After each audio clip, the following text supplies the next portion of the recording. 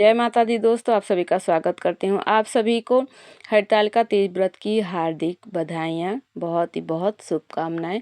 देखिए, आज की जो वीडियो होने वाली है वो हरतालिका तीज व्रत की बहुत ही सरल पूजा विधि आप सभी को इस वीडियो में बताऊंगी।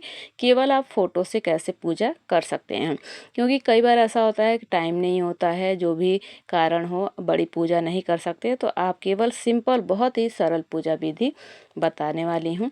तो ये पूजा आप अपने घर के मंदिर में भी कर सकते हैं भगवान भोलेनाथ शिव परिवार जी की फोटो से।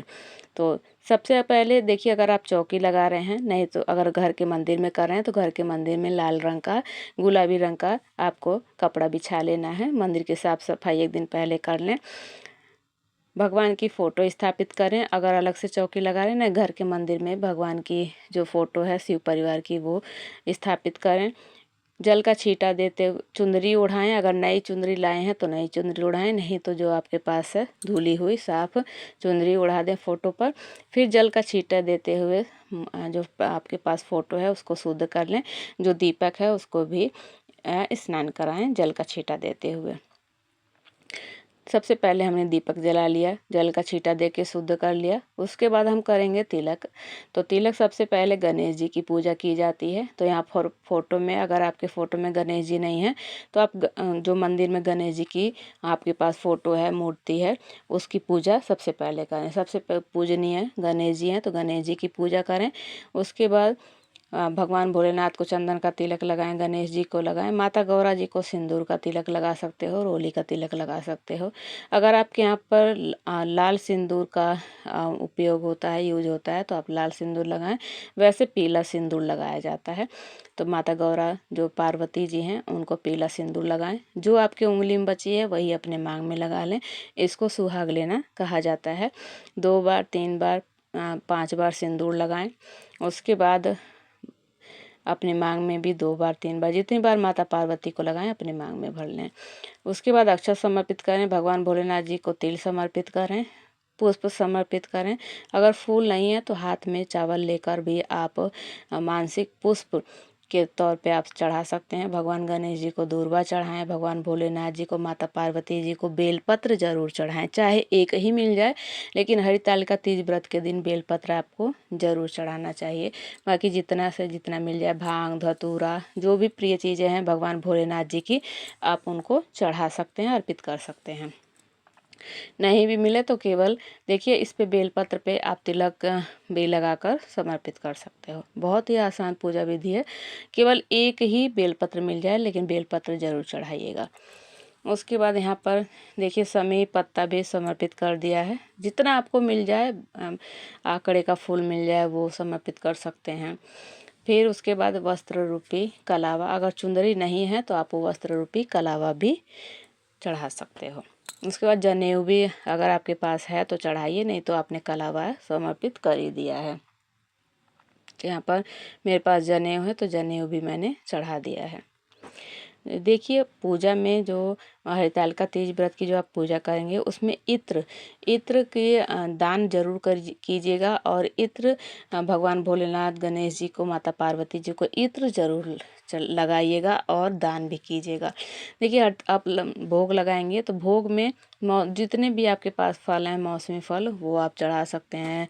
सेब, केला, अमरूद, जो भी है, और खीरा जरूर चढ़ाइएगा फल में। उसके बाद ये चढ़ाया है मैंने बतासा। तो आपके, अगर आपने मिठाई बनाई है चाहे मंगाई है तो वो मिठाई का भोग लगा सकते हैं। अगर नहीं है आपके पास तो आप केवल बतासे का, मिश्री का भोग भी लगा सकते हैं। मीठे में आप कुछ भी भोग लगा दीजिए। अब माता को हम चढ़ाएंगे सुहाग सामग्री, तो कोई नहीं तो चूड़ी बिंदी सिंदूर आप जरूर माता को चढ़ाएं और उतना चूड़ी बिंदी सिंदूर का दान भी करें। देखिए, यहाँ पर इत्र दिखा रहे हैं, इत्र का दान आपको जरूर करना है। किसी भी दुकान पे जहाँ पूजा का सामान मिलता है वहाँ मिल जाएगा।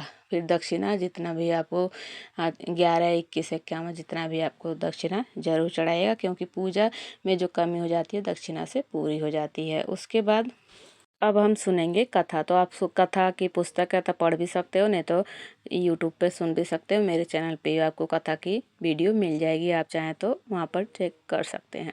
तो उसके बाद हाथ में तिल या अक्षत पुष्प लेकर, द्रव्य लेकर आप कथा सुन सकते हैं। कुछ नहीं है तो जल भी हाथ में लेकर आप कथा सुन सकते हैं। उसके बाद कथा सुनने के बाद आप करेंगे आरती। तो आरती आप घी के दीपक से भी कर सकते हैं, नहीं तो कपूर से भी आरती करनी है। सबसे पहले गणेश जी की, उसके बाद माता पार्वती, भगवान भोलेनाथ जी की आप आरती करें।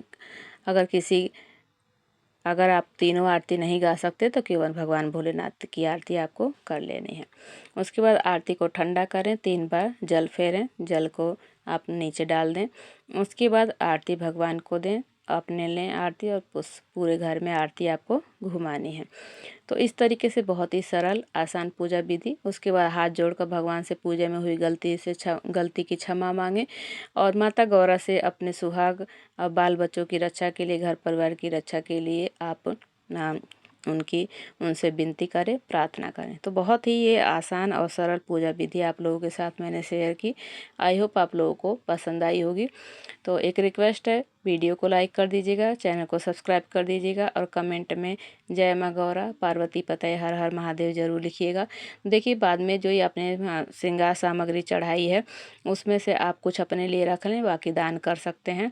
और उसके बाद जो आपने भोग सामग्री चढ़ाई है वो आप प्रसाद रूप में ग्रहण कर सकते हैं। पारण अगले दिन किया जाता है। पारण के लिए जो भी फल है, मिठाई है, अनाज है, अनाज का दान, वो सभी कपड़े उपड़े का भी दान, जितना आपसे हो सके उसका दान आपको अगले दिन करना है। जो आपने भोग लगाया वो प्रसाद रूप में बांट लें, और पारण के समय खुद भी ग्रहण करें। आपके यहाँ जैसे भी पारण होता है वैसे आप अपने घर के हिसाब से पारण करें। जो प्रतिमा है आपने रखी है वो पारण के बाद आपको चौकी हटानी है। अगर अलग से आपने चौकी लगाई, अगर मंदिर में पूजा की है तो वहीं पर रहने दीजिए, वो तो मंदिर में है ही। चौकी लगाई है तो अगले दिन पारण के बाद आपको ये हटा देना है। तो ये थी बहुत ही, और जो चुंदरी उंदरी आपकी है वो आप बाद में यूज कर सकते हैं। और बाकी जो आपने बेलपत्र, धतूरा, भांग धतूरा चढ़ाया है वो आप किसी गमले में डाल दें, खाद बन जाएगी। मिलती हूँ ऐसी हेल्पफुल वीडियो के साथ। पार्वती पतये, हर हर महादेव।